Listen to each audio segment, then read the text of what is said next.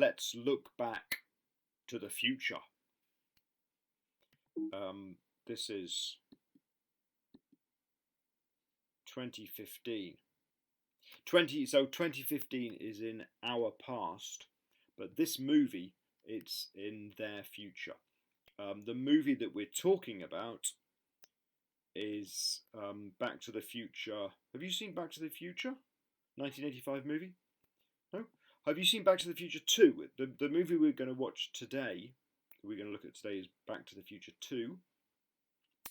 And this is a 1989 movie. The original was in 1985. The second movie is also set in 1985, immediately after the first movie. So this is the year the movie's set. And is this, how do we say this? Is it 2015? 2050? What do we call it? And in the movie, what do they call the year that they go to? Also about this year, what happened? What happened in this year? What technology did we have? What fashion did we have? And where were you in 1985? I remember where I was. So the Back to the Future 2, the plot is basically starts off in 1985, where Jennifer is Marty's girlfriend, and Doc has a time machine. These are the main three characters: Jennifer, Marty, and Doc. And in 2015, Jennifer and Marty are married, and their son, Marty Jr., is in trouble. So Doc goes back to 1985 and finds Marty and Jennifer and gets them to come to the future to help. That's the basic plot. The premise of this movie is that Doc has a time machine, and they can use this time machine and change events. If they change something, it will change the timeline.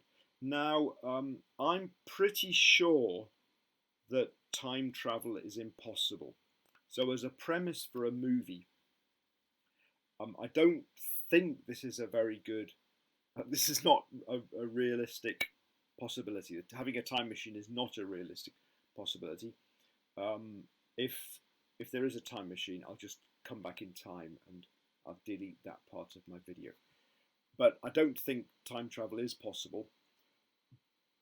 So this movie really is not the kind of movie I'm really interested in for this course, except that this course is set in 2015.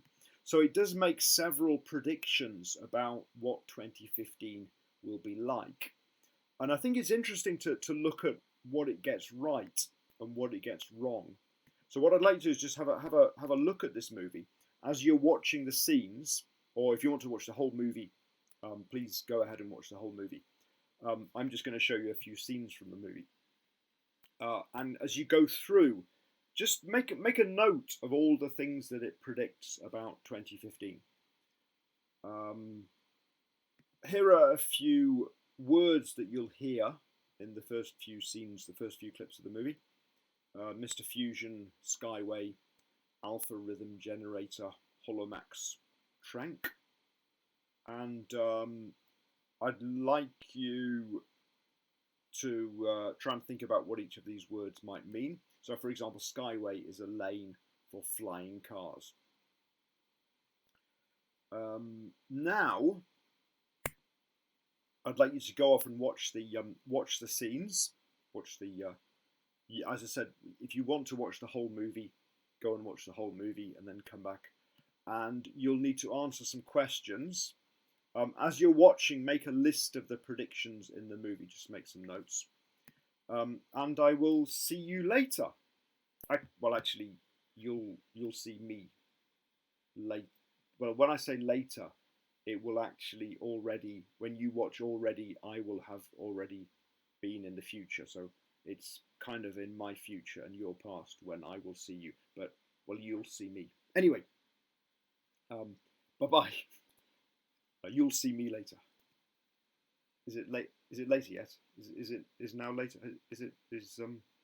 I think it's later now. Now it's so here we are. It's now later, and I'm just going to look at a few comments about the movie or the movie scenes that you have now watched. So, what did you think? How good were the predictions? What you could do is you could look at your list of predictions, see how many predictions there were, how many of the predictions in the movie were correct. We can now look at 2015 and decide whether things actually happened.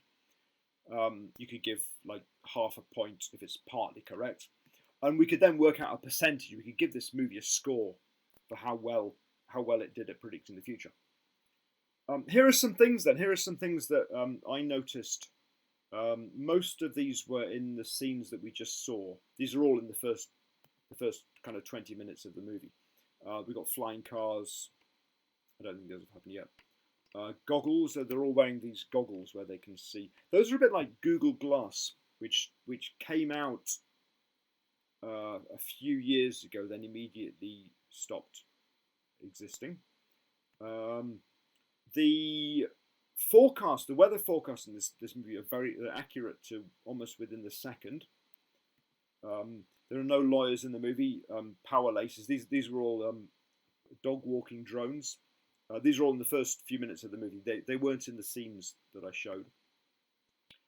We did see thumbprint technology. That's now my computer has thumbprint technology.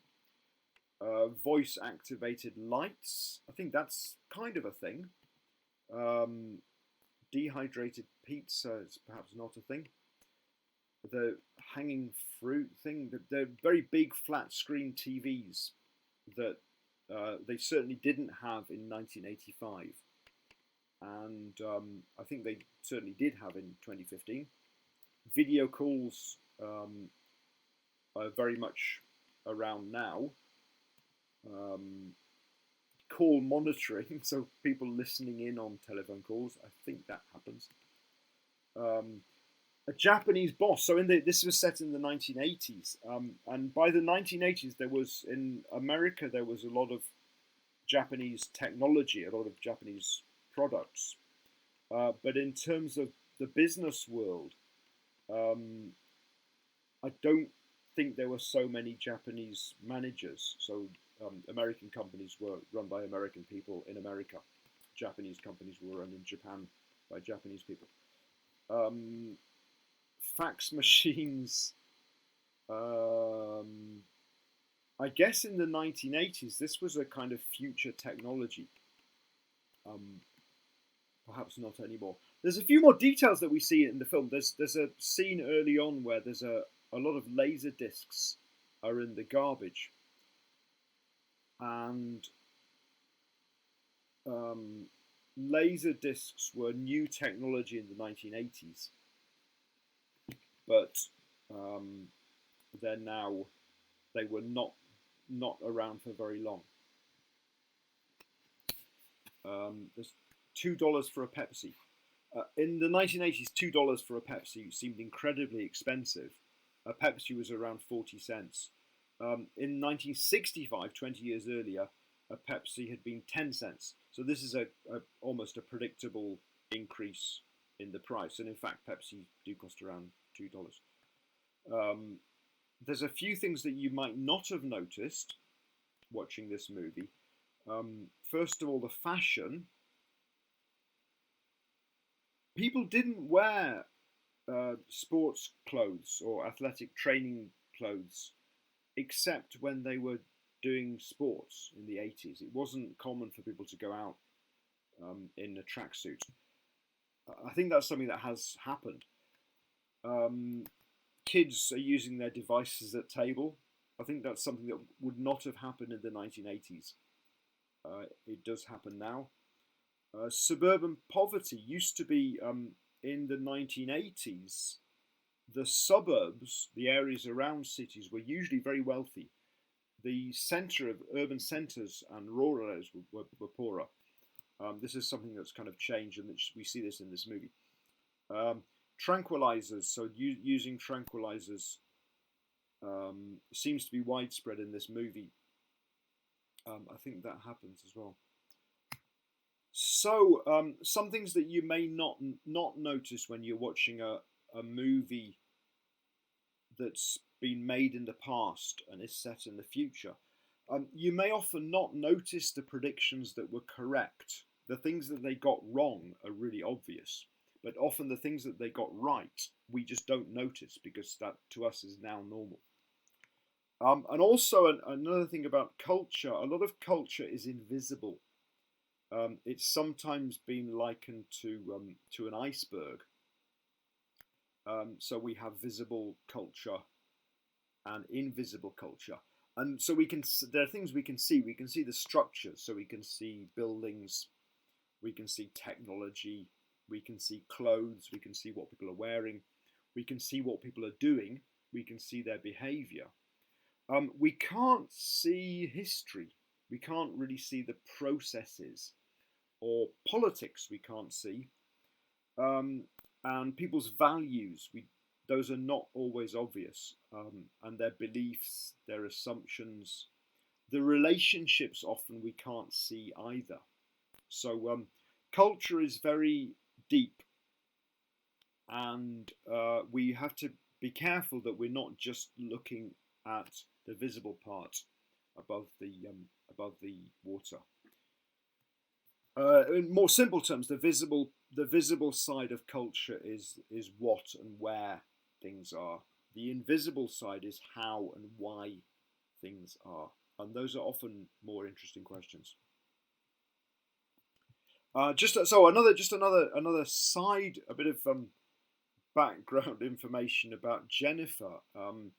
This movie continues straight after the last scene of Back to the Future, the original Back to the Future, and this was made about 3 years later. And the original actor for Jennifer was not available for filming the second movie, so they actually switched. They changed to a different actor. And there's a line where in the car, Marty's asking why Doc brought Jennifer along, and Doc comes up with this line: "She's not essential to my plan," and I wonder sometimes with some of these movies, when we're looking at movies in the past, the gender issues and how much men are the central characters in these movies, and often the women are not essential to the plan of the person writing and making the movie. But that's something we'll talk about another day. In the meantime, just back to this question: how good were the predictions in this movie?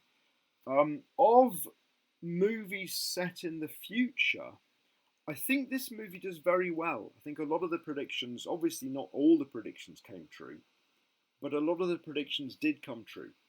And it's interesting to see some of the director and the screenwriter, Robert Zemeckis, who directed the movie, said, rather than trying to make a scientifically sound prediction that we were probably going to get wrong, we figured, let's just make it funny.